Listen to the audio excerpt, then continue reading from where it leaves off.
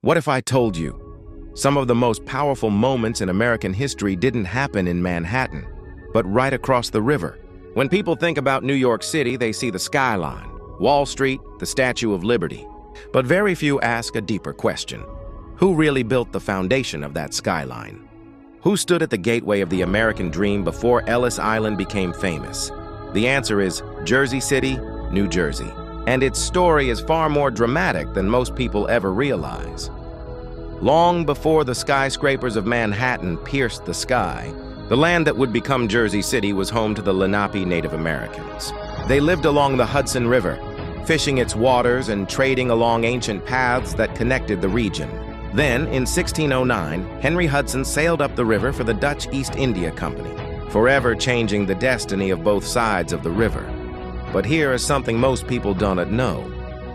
Jersey City was one of the first permanent European settlements in what would become New Jersey. In the 1600s, it was part of New Netherland under Dutch rule, and it wasn't peaceful. In 1643, during a violent conflict known as Kieft's War, Dutch soldiers carried out massacres of Native Americans in what is now Jersey City. It was one of the darkest early chapters of colonial America, a brutal struggle for land that mirrored conflicts happening across the continent. When the British took control in 1664, they renamed New Netherland to New York, but the area across the Hudson developed differently.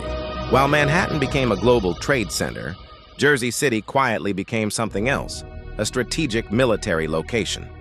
During the American Revolution, Jersey City and nearby areas were critical. Just a few miles away in what is now Bayonne and along the Hudson waterfront, American forces monitored British troop movements in New York City.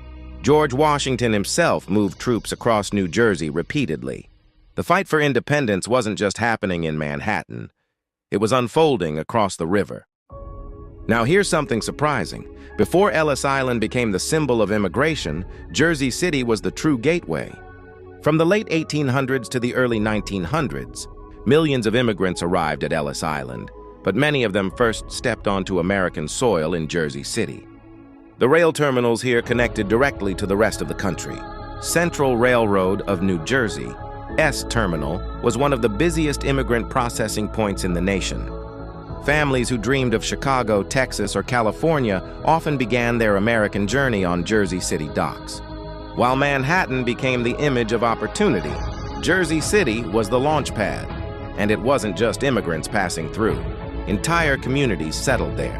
Irish dock workers, Italian families, Jewish shopkeepers, later African-American migrants from the South, and Puerto Rican families building new lives.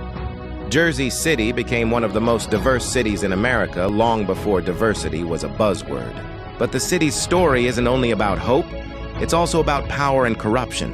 In the early 20th century, Jersey City was ruled by one of the most powerful political bosses in American history, Frank Hague. For more than 30 years, Hague controlled the city with an iron grip. He decided who got jobs, who got contracts, even who could campaign. He famously declared, "I am the law." Under his rule, Jersey City became both prosperous and deeply controversial, a symbol of machine politics at its peak. While Wall Street shaped global finance across the river, political power games were being perfected in Jersey City. And here's a connection you probably never thought about. During the Mongol era in the 13th century, the Mongol Empire under Genghis Khan created the largest contiguous land empire in history. They connected Asia to Europe through trade routes known as the Silk Road. For the first time, ideas, goods, and technologies moved across continents at an unprecedented scale. Why does that matter to Jersey City?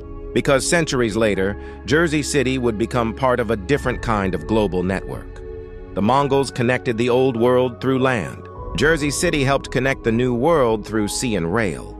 Goods from Europe entered through New York Harbor, passed through Jersey City terminals, and traveled westward, fueling American expansion.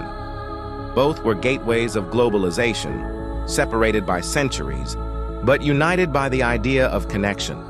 And here's a powerful true story that most people never hear. In 1916, just across the water from Jersey City, one of the largest acts of sabotage in American history occurred, the Black Tom explosion. On July 30th, 1916, German agents blew up munitions stored on Black Tom Island, which was then connected to Jersey City. The explosion was so massive that it shattered windows across Manhattan and damaged the Statue of Liberty. Shrapnel pierced Lady Liberty herself, damage that remains to this day. Most people blame storms or age for why visitors can access the Statue of Liberty's torch. But the real reason traces back to that explosion tied directly to Jersey City. Imagine that. Before America even entered World War I, Jersey City was already on the front lines of global conflict. And the transformation didn't stop there. By the mid-20th century, Jersey City's shipping industry declined. Containerization changed global trade, and many waterfront jobs disappeared. Poverty rose. Crime increased. For a time, the city struggled in the shadow of Manhattan's rising wealth. But then something unexpected happened. In the late 20th and early 21st centuries, Jersey City reinvented itself. As New York City became more expensive, developers looked across the Hudson. Skyscrapers began rising in Jersey City's waterfront. Today, its skyline is one of the fastest growing in the United States. Financial firms, tech companies, and young professionals now call it home. Ironically, some of the people working on Wall Street live in Jersey City, commuting just minutes by PATH train. The city that once sent immigrants westward now attracts global talent inward.